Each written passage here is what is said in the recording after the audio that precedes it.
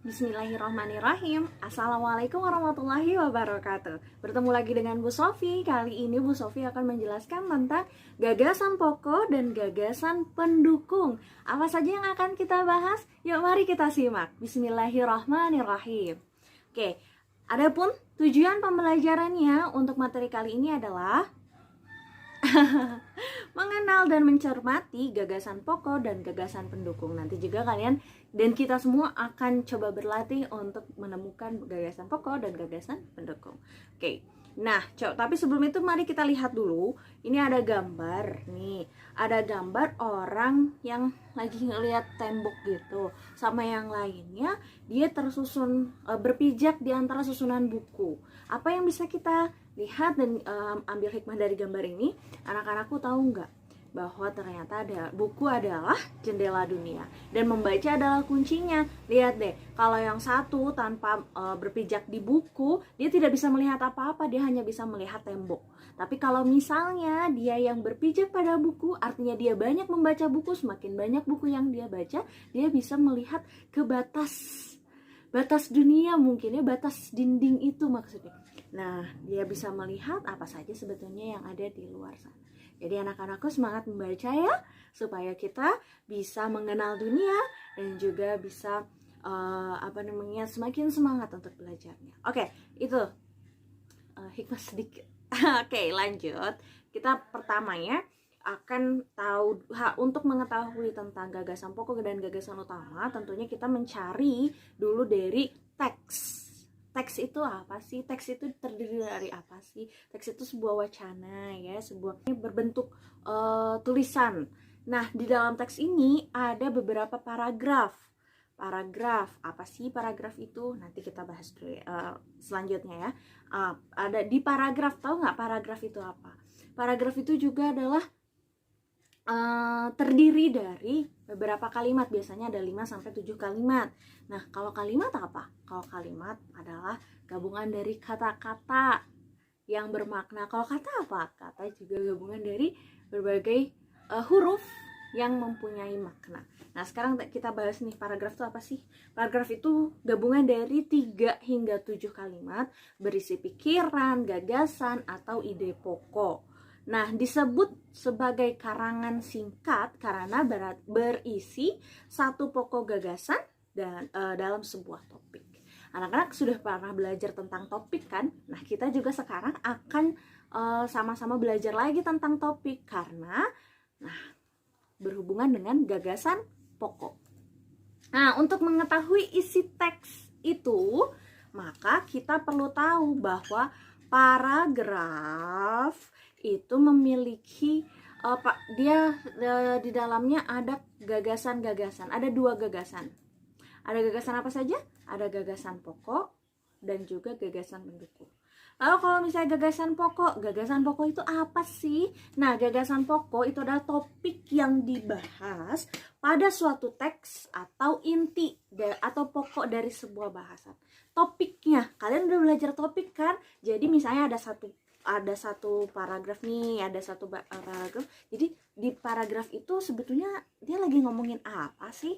Nah, itu topiknya yang sedang dibahas ya kan? Bisa kan? Nah, kemudian kalau itu tadi gagasan pokok. Sekarang kalau gagasan pendukung apa sih? Gagasan pendukung itu adalah uraian atau informasi tambahan pada suatu teks. Jadi penjabaran dari gagasan pokok. Kalau misalnya yang tadi gagasan pokoknya membicarakan tentang pakaian, maka gagasan pendukungnya, kalimat-kalimat lainnya dalam satu paragraf itu membahas juga tentang pakaian. Oke, coba sekarang kita lihat apa sih ciri-ciri dari gagasan pokok itu. Yang pertama, gagasan pokok atau gagasan utama merupakan topik atau inti atau pokok dari bahasan. Kemudian dapat berdiri sendiri sebab berupa kalimat yang lengkap.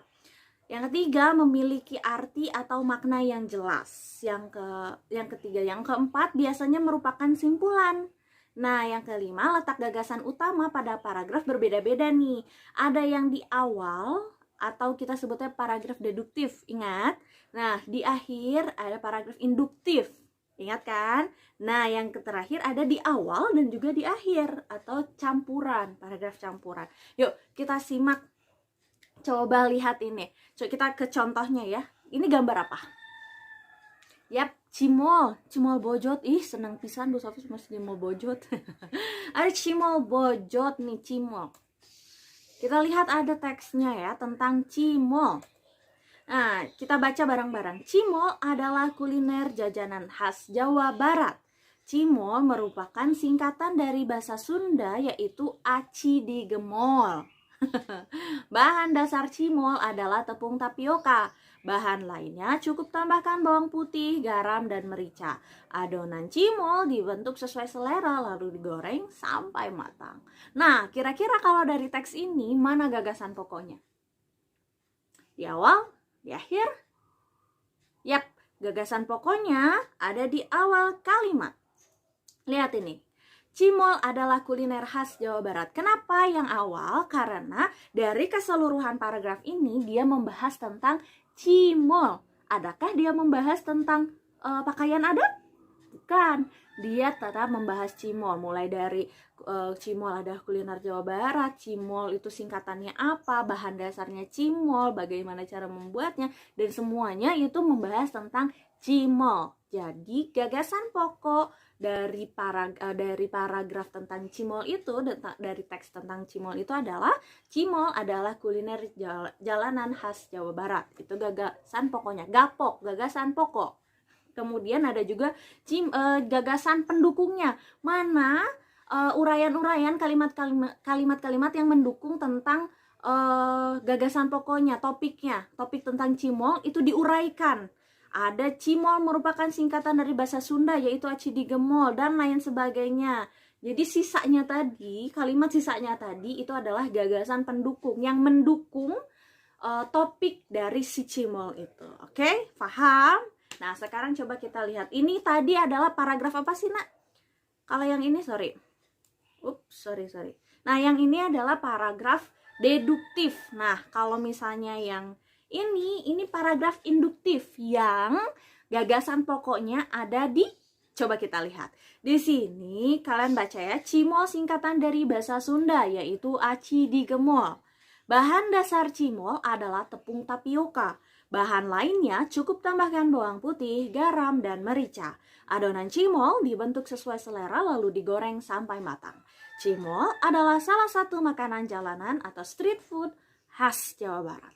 Nah, di sini yang dicetak oranye oleh Bu Sofi adalah gagasan pokok. Kenapa? Kenapa nggak yang awal? Bisa nggak kalimat yang awal menjadi gagasan pokoknya? Bisa, tentu. Tapi kita lihat. Di sini paragraf yang pertama, cimol singkatan dari bahasa Sunda yaitu aci digemol. Nah, kalimat selanjutnya, gagasan pendukungnya, dia tidak membahas tentang bahasa Sunda, cimol dari bahasa, dari unsur kebahasaan. Tapi yang lainnya membahas tentang bahannya, kemudian adonannya, dan semuanya membahasnya tentang cimolnya itu sendiri. Jadi tetap yang menjadi gagasan pokoknya adalah cimol adalah salah satu makanan jalanan atau street food khas dari Jawa Barat, dan yang lainnya adalah gagasan pendukung. Kayak gitu, insya Allah pada paham ya. Alhamdulillah sudah selesai. Mari kita coba latihan dengan teks yang lainnya. Oh ya, makanan khas itu adalah salah satu produk budaya juga loh. Kali kita sampai jumpa ya di lain materi. Assalamualaikum warahmatullahi wabarakatuh.